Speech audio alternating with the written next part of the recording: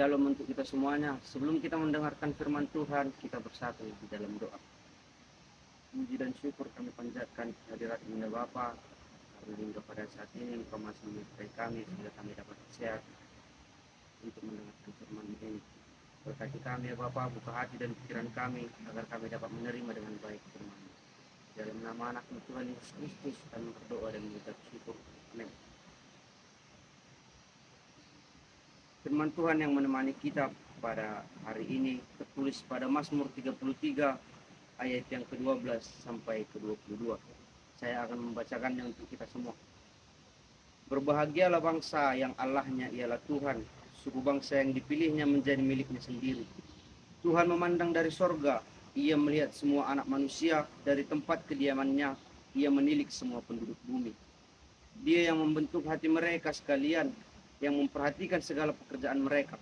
Seorang raja tidak akan selamat oleh besarnya kuasa, seorang pahlawan tidak akan tertolong oleh besarnya kekuatan. Kuda adalah harapan sia-sia untuk mencapai kemenangan, yang sekalipun besar ketangkasannya tidak dapat memberi keluputan. Sesungguhnya mata Tuhan tertuju kepada mereka yang takut akan Dia, kepada mereka yang berharap akan kasih setianya, untuk melepaskan jiwa mereka daripada maut dan memelihara hidup mereka pada masa kelaparan. Jiwa kita menanti-nantikan Tuhan, Dialah penolong kita dan perisai kita. Ya, karena Dia hati kita bersukacita, sebab kepada namanya yang kudus kita percaya. Kasih setiamu ya Tuhan, kiranya menyertai kami, seperti kami berharap kepadamu. Demikianlah firman Tuhan. Pernahkah kita bertanya kepada diri kita sendiri, apa sebenarnya yang menjadi pegangan hidup kita ketika kita mengalami cobaan, ketika segala sesuatu tidak sesuai rencana, apa yang menjadi dasar pegangan kita? Mungkin kita tidak sering merenungkannya, tapi sebagai mahasiswa yang hidup di lingkungan berasrama, realitas hidup menuntut kita cepat atau lambat untuk memikirkannya. Mazmur ini ditulis dalam konteks pujian atas kuasa dan kedaulatan Allah. Di bagian sebelumnya, penulis memuji Tuhan yang menciptakan langit dan bumi dengan firman-Nya, yang memerintah bangsa-bangsa dan yang memperhatikan umat-Nya. Nats ini memperlihatkan perbedaan yang signifikan antara manusia yang terbatas dan kuasa Tuhan yang tidak terbatas.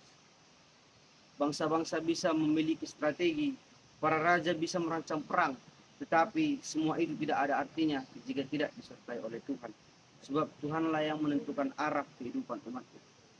Melalui Mazmur 33 ayat 12 sampai 22 ini, kita disuguhkan dengan sebuah pertanyaan yang kuat sekaligus menghibur. Nats ini dimulai dengan menegaskan bahwa kebahagiaan tidak datang dari hal-hal duniawi, melainkan dari hubungan yang intim dengan Tuhan. Sebab dikatakan bahwa Allah mengamati seluruh umat manusia dari tempat kediamannya di surga. Ini adalah gambaran akan kemahatauan dan kemahakuasaan Allah, serta Allah mengenal hati manusia dan memahami segala niat dan tindakannya, yang menegaskan bahwa hidup kita tidak ada artinya jika tidak bersama Tuhan. Di ayat 16 dan 17 dikatakan, seorang raja tidak akan selamat oleh besarnya tentara, seorang pahlawan tidak akan terluput oleh besarnya kekuatan.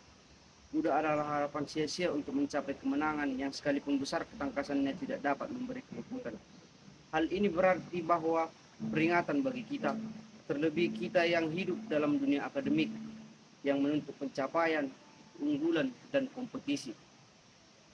Betapa mudahnya kita tergoda untuk percaya akan hal-hal duniawi yang kita pikir akan memuaskan kita setiap saat. Tapi firman Tuhan berkata semua itu tidak cukup. Sebab pada ayat 18 dijelaskan, sesungguhnya mata Tuhan tertuju kepada mereka yang berharap akan kasih setianya. Ayat ini menegaskan kepada kita bahwa takut akan Tuhan adalah hal yang terutama. Takut akan Tuhan di sini bukan berarti takut terhadap hal-hal duniawi, melainkan kita bersedia hidup sesuai dengan kehendak-Nya. Inilah orang-orang yang diperhatikan oleh Tuhan, bukan karena kekuatan mereka, tapi karena mereka sungguh bersandar kepada Tuhan. Dan kepada mereka lah Tuhan berjanji akan melepaskan dan memelihara, bahkan di masa paling sulit sekalipun. Teman-teman yang dikasihi Tuhan, dalam kehidupan berasrama, kita sering sekali menghadapi kesendirian yang kita tidak tunjukkan kepada orang lain. Kadang kita mencoba menanggung beban dengan sendirian tanpa meminta bantuan orang lain. Kita berusaha tetap tersenyum, tetapi dalam hati kita merasa kosong.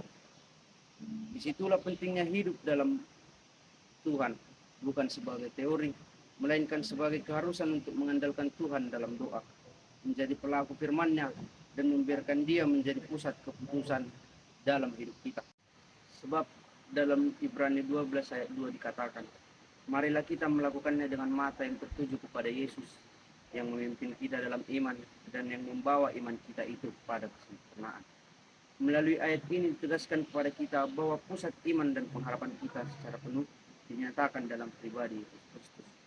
Di dalam Mazmur 33 ayat 12 sampai 22 dikatakan bahwa umat diajak untuk berharap kepada kasih setia Tuhan, tapi dalam terang perjanjian baru, kasih setia itu dinyatakan secara sempurna melalui karya Yesus di kayu salib. Yesus adalah wujud nyata dari kasih setia Allah. Dia tidak hanya memperhatikan kita, tetapi masuk langsung ke dalam penderitaan manusia, menanggung maut, dan memberikan hidup yang kekal. Maka ketika kita berpegang kepada Tuhan, itu berarti kita menyerahkan hidup kita untuk melekat dan bergantung sepenuhnya kepada Yesus, yang membuat kita menjadikan Yesus sebagai teladan, penguat, dan perisai kita dalam segala keadaan. Menaruh pengharapan kepada Tuhan berarti menaruh hidup kita sepenuhnya di tangan Yesus, yang memahami segala kehidupan kita, menyertai kita di tengah pergumulan, dan menuntun iman kita untuk sampai kepada kesempurnaan. Ayat penutup dari Mazmur 33 ayat 12 sampai 22 ini bisa kita jadikan sebagai pengingat setiap harinya bahwa jiwa kita menanti-nantikan Tuhan. Dialah penolong kita dan perisai kita. Karena Dia hati kita bersuka cita, sebab pada namanya yang kudus kita percaya. Penantian bukanlah sebuah sikap yang pasif, tetapi sikap penuh harapan yang percaya kepada Tuhan, bahwa Tuhan bekerja bahkan setiap kita belum melihat hasilnya. Sebab ada dikatakan bahwa proses tidak akan mengkhianati hasil. Jadi apakah hari ini kamu sedang merasa kuat atau lemah, tenang atau tertekan? Firman ini mengajak kita untuk kembali menaruh pengharapan kita kepada Tuhan, bukan kepada kekuatan diri, bukan kepada sistem duniawi, tetapi kepada Dia yang kasih setianya tidak pernah berkesudahan. Maka hari ini dan seterusnya kita belajar untuk hidup berpegang kepada Tuhan. Mari kita membangun hidup yang bersandar penuh padanya, bukan hanya saat butuh, tetapi saat kita dalam situasi apapun. Sebab hanya Tuhan yang sanggup menopang kita dengan kasih setianya yang tak pernah tergoyahkan. Demikianlah firman Tuhan, kita bersatu dalam doa. Terima kasih ya Bapa, karena Engkau masih memberkati kami sehingga kami dapat mendengar firman-Mu. Kiranya apa yang kami dengarkan dari firman-Mu itu melekat pada kehidupan kami, dan kami buat menjadi perubahan kami kehidupan hari depan. Dalam nama anak-Mu Tuhan Yesus Kristus kami berdoa dan mengucap syukur. Amin.